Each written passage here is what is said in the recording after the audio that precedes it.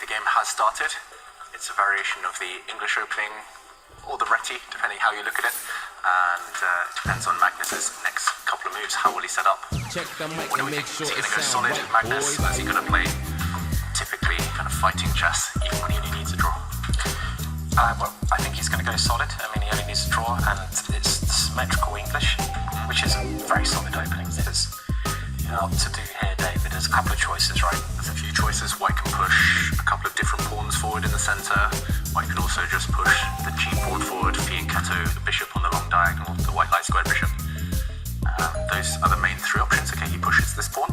Will Magnus bring his knight out and just make the position completely symmetrical? That can also push a pawn in the centre. Yeah, cagey stuff so far. This is so hard to predict with Magnus. That's the big problem. Vincent, his opening repertoire is, I mean, it's just flawless almost, but he is quite predictable in a way, at least relative to the world number one. But Magnus immediately pushes forward in the centre, and yeah, we're going to see this really tense standoff. If black captures this pawn that's just moved, we see a transposition to the Caro-Kann defence.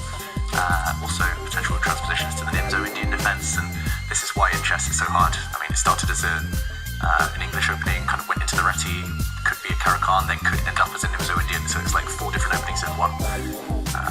I've always found these positions quite tricky to understand. Which pawn should you take first in the centre with black? You can wait, you can maintain the tension and not capture anything at all. I think I've seen position. And you're right, he played Daniel Dubov and beat him 20. Probably a move I think I've seen Magnus play before as well is to just push the black. That was against Sting Loren in the Charity Cup. That game. Magnus maybe just trying. Okay, he plays it again. And yeah, Magnus just maybe playing a game of cat and mouse here. He knows what he wants to play, but he's slightly afraid that Vincent has prepared it. We see a trade of pawns in the centre. We see there's potential for an isolated pawn again, just like we saw 2 games ago. One move I've played here is to push this one. I was about to say, played this myself once before. White's bishop now has a nice home, and black blocks it up. Yeah, very ambitious play actually from Magnus, despite the fact he needs just that draw. And now the pawn structure is imbalanced. Black has more space on the queen side, but white has an extra central pawn. If you look at the central 2 files, the E and D files. What do you think of this one, Simon? Or Jovanka? Yeah, I was just going to say he's actually repeating the same.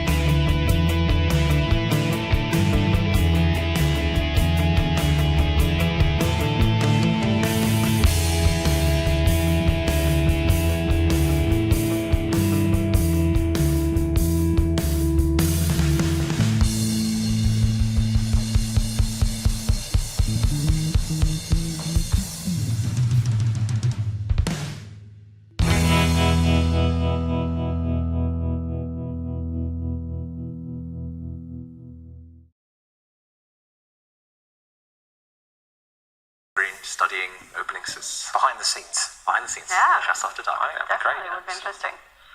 Meanwhile, Keymer down to under 20 seconds now.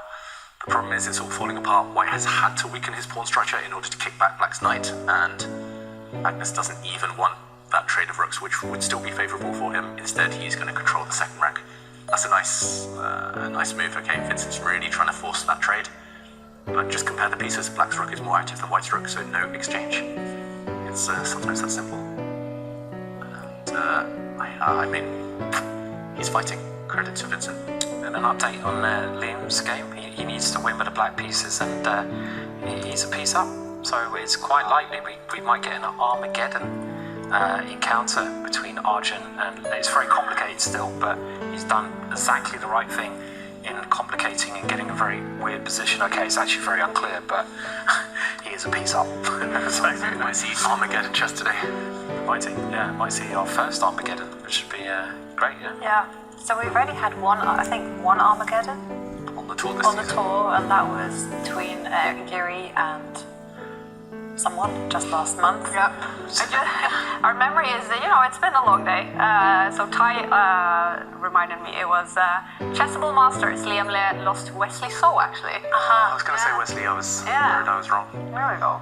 But meanwhile, okay, Vincent stepped forward in the centre, but this pseudo-sacrifice, just giving back some material for Black, looks like a killer. If White takes this rook, he loses his light squared bishop. The Black queen will come in. The White king is doomed. Just that second rank, Black has got full control. Okay, he doesn't even capture, but now the two Rooks are going to line up. There's maybe a small threat. White's rook wants to come to the top of the board and pin the Black queen to her king. But Probably still losing. yeah, it doesn't look like a massive threat. Yeah, not the scariest. Black can avoid that if he wishes. I reckon he'll try to give up his queen here, won't he, Magnus, if he can. Probably can give up his queen to at least get a perpetual. Go for that White king. Yeah. But he doesn't like going for checkmate. Yeah, He there you has. go. He's gone for checkmate. Yep. I think he'll achieve it. Yeah. Looks very good. So White is about to win the Black queen, but he's had to give up a bishop. So right now, it's okay, 2 rooks for a queen. But at the very least, the White queen is going to drop off. Yeah. There we go. The White queen is doomed, and Magnus Carlsen is in the final. All right, it's another final for the world #1, knocking out young Vincent Keymer in